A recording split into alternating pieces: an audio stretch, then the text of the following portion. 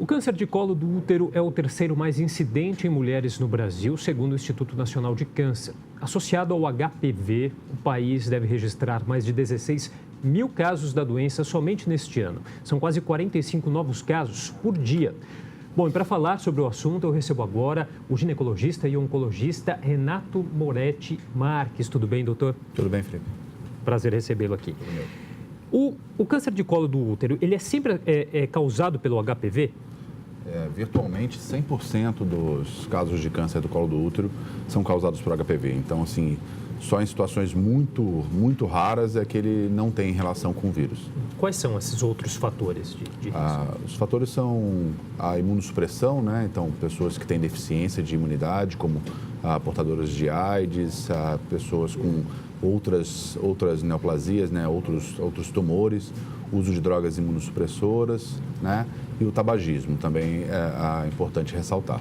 Dá para explicar um pouquinho o que é o HPV, só para ficar mais claro? O HPV é um vírus de transmissão, é um vírus muito comum, faz parte da história da humanidade, mas cerca de 40 tipos deles são de transmissão por via sexual, não necessariamente com penetração vaginal, mas o simples contato sexual ele pode ser transmitido. Ele é responsável pela formação de verrugas genitais, que é uma manifestação muito clássica da infecção pelo HPV, mas em alguns casos pode levar à formação de tumores na vulva, na vagina e no colo do útero, e o colo do útero é mais propício. Falar um pouquinho sobre essa questão da incidência, né? Uma das principais causas de morte aí das mulheres por câncer no país, como a gente falou. E, ao mesmo tempo, há uma evolução aí no diagnóstico e também no tratamento nos últimos anos, doutor? Há um paradoxo aí? É verdade. Na verdade, a gente começou a fazer um programa, institucionalizar um programa de rastreamento, né? Ou seja, de procura na população saudável, a procura de casos, de forma desorganizada na década de 80. De lá para cá, as coisas foram se alinhando, muito próximo ao que faz a Organização Mundial de Saúde, mas, infelizmente, a nossa cobertura ainda é muito pequena.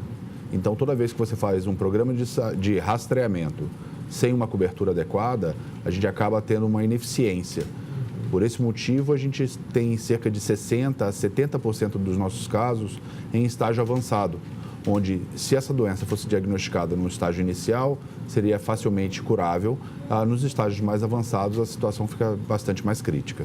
E por que uma cobertura pequena ainda? Tanto por desinformação, por mau acesso, desorganização do programa. O programa é muito bem desenhado, mas acaba que a população não tem realmente, ou não tem acesso, ou não é informada a respeito da importância de procurar o ginecologista ou o posto de saúde. Não necessariamente o ginecologista, pode ser um agente comunitário, a enfermeira ou um médico de família para a coleta da citologia, que é o famoso exame de Papa Nicolau.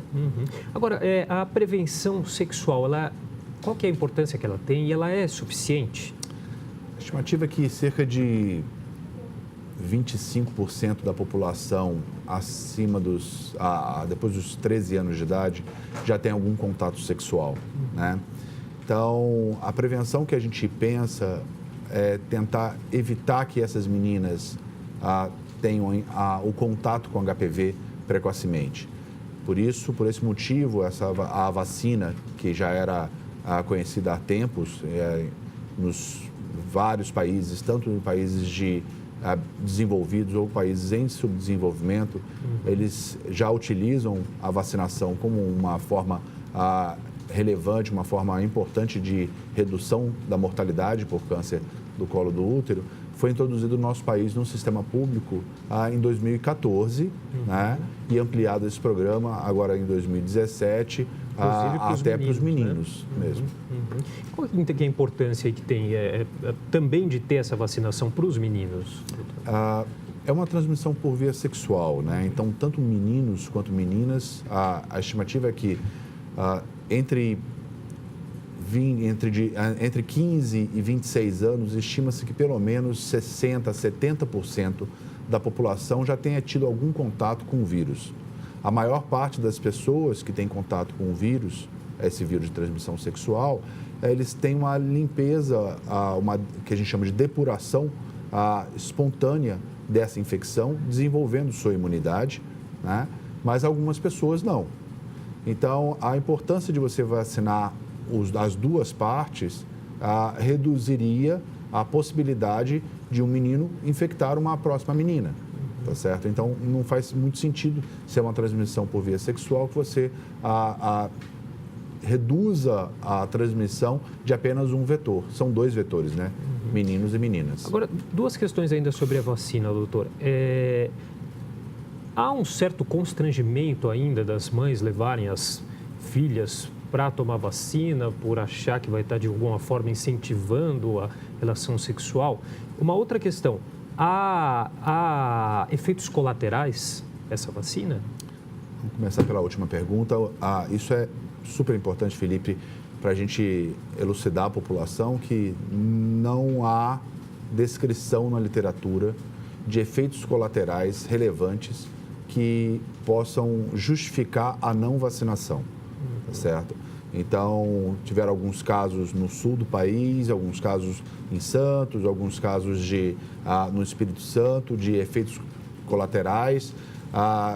Você pensar que 75% da população das meninas até 15 anos de idade já receberam alguma dose, então são muitas meninas e 6, 7 casos tendo algum efeito colateral que possivelmente possa ter a relação com a vacina, realmente o número é insignificante. O dado que nós temos, assim, essa vacina é segura. E segunda coisa, a eficácia. Não tem como nós falarmos a respeito de uma eficácia 100%, porque existe a possibilidade, como eu falei para você, cerca de 25% das meninas antes dos 13 anos de idade já tiveram contato sexual. Então, essas meninas podem já ter tido contato com HPV. Então, por esse motivo, elas devem frequentar programas de rastreamento, que é o teste do Papa Nicolau, tá certo? Além disso, essa vacina protege para 4 tipos virais. E existem outros tipos virais que podem estar relacionados com o surgimento do tumor do colo do útero. Que é a vacina tetravalente, né? Vamos falar um pouquinho, então, doutor, dos tipos de tratamento, o acesso a eles. A gente sabe também que aí, até para conscientizar a população, a gente tem aí o mês de março lilás, né? Que aí é uma questão de prevenção em relação a essa questão do câncer do colo de útero, né? Então, vamos falar um pouquinho sobre quais os tipos de tratamento existentes hoje. Nós temos um arsenal disponível para tratar câncer do colo do útero, conhecido já há bastante tempo. Obviamente, as tecnologias vão se sofisticando, a agressividade do tratamento vem reduzindo, né? Com maiores taxas de sucesso. Mas essa doença, é importante que a gente fixe nesse ponto, que é uma doença que é passível de ser prevenida, né? Então, você consegue prevenir o agente causador, consegue prevenir a infecção pelo HPV. Você tem um longo período da infecção pelo HPV até o surgimento das lesões pré-cancerosas, ou seja, essa mulher pode frequentar programas de rastreamento para evitar ou tratar lesões pré-cancerosas. Lesões pré-cancerosas ou câncer no estágio inicial tem uma taxa de cura próxima a 100%.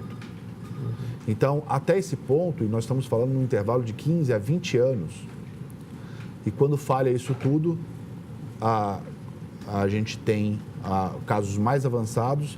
Infelizmente, daí para frente, todos os tratamentos passam a fazer parte de uma agressão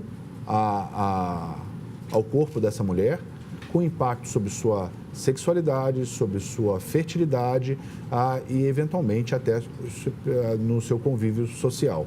Então, isso é muito importante. Então, o que nós temos de ferramentas? Nós temos cirurgias, nós temos desde as mais simples até as mais sofisticadas e mais agressivas.